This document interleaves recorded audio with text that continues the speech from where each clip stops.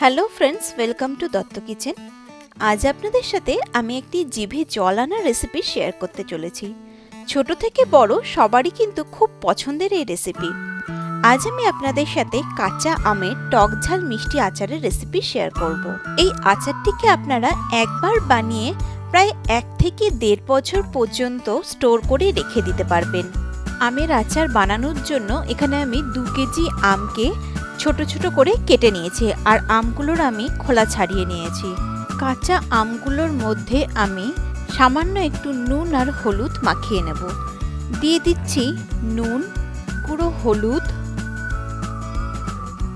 এবার প্রতিটি আমের গায়ে আমি খুব ভালো করে নুন হলুদ মাখিয়ে নেব। একইভাবে আমি বাকি আমগুলোর গায়ে নুন হলুদ মাখিয়ে বেশ কিছুক্ষণ রোদে রেখে দেব।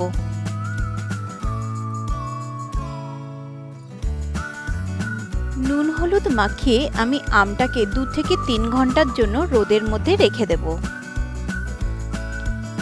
আমের থেকে যে একটা ময়েশ্চার বের হয়, রোদের মধ্যে রেখে দিলে সেই জলটা বা ময়েশ্চারটা পুরো টেনে যাবে, তাহলে আমাদের আমের আচারটা অনেক দিন পর্যন্ত ভালো থাকবে। সেই জন্যই আমি আমটাকে 2 থেকে 3 ঘন্টা রোদের মধ্যে রেখে দেব। আচারের জন্য আমি একটি মশলা বানিয়ে নেব। আমি একটি ফ্রাইং প্যানের মধ্যে 2 টেবিল স্পুন ধনে, 2 টেবিল স্পুন জিরে, 2 টেবিল স্পুন মৌরি আর 4 থেকে 5টি শুকনো লঙ্কা নিয়েছি। এগুলো আমি 2 থেকে 3 মিনিটের মতন শুকনোই নেড়ে নেব। তারপরে একটা আধবাটা মতন আমি পাউডার বানিয়ে নেব, তবে মিহি হবে না, সেটা আধবাটা হবে। জাস্ট একবার একটু মিক্সিতে আমি ঘুরিয়ে নেব। আমি গ্যাসে কড়া বসিয়ে দিয়ে দিচ্ছি বেশ কিছুটা তেল।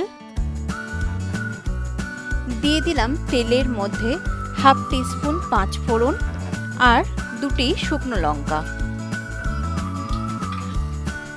এবার একটু আমি ফোড়নটা হতে দেব।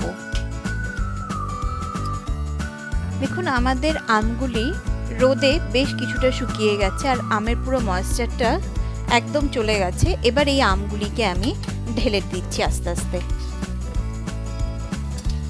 দিয়ে একটু কিছুক্ষণ আমি তেলের মধ্যে নাড়াচাড়া করব।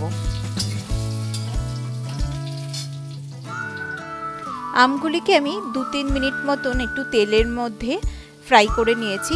এবার এর মধ্যে আমি মিশিয়ে দিচ্ছি চিনি। চিনিটাকে এবার আমের সাথে খুব ভালো করে মিশিয়ে নেব।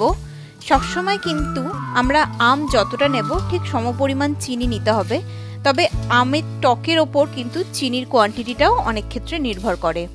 সেক্ষেত্রে আপনারা চিনিটা একটু কম বেশি পরিমাণে দিতে পারেন।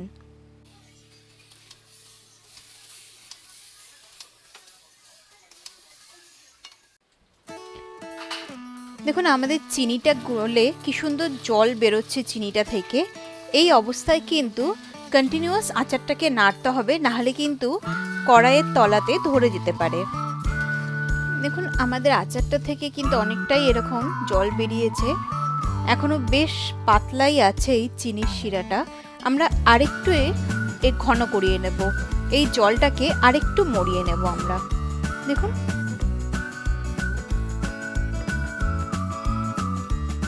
আমাদের আচারটা প্রায় হয়ে এসছে। দেখুন, চিনির কালারটাও পুরো চেঞ্জ হয়ে এসছে, লাল হয়ে গেছে। এই অবস্থায় আর কিছুক্ষণ আমি গ্যাসটাকে হাই করে আচারটা তৈরি করে নেব। আর একটু আমি এই চিনির জলটাকে কমিয়ে নেব, তাহলেই কিন্তু আমাদের আচার কমপ্লিট হয়ে যাবে। মিশিয়ে দিচ্ছি ভিনিগার 2 টেবিল স্পুন। ভিনিগারটাকেও এবার আমি আচারের সাথে খুব ভালো করে মিশিয়ে নেব। এখানে কিন্তু ভিনিগারটা আমাদের প্রিজারভেটিভের কাজ করবে। ভিনিগার দিলে পর আমের আচারকে অনেক দিন পর্যন্ত স্টোর করে রাখা যায়। আমাদের গোটা মশলাগুলোকেও আমি আধ ভাঙা করে নিয়েছি। এবার আমি এই মশলা মিশিয়ে দিচ্ছি 2 টেবিল স্পুন।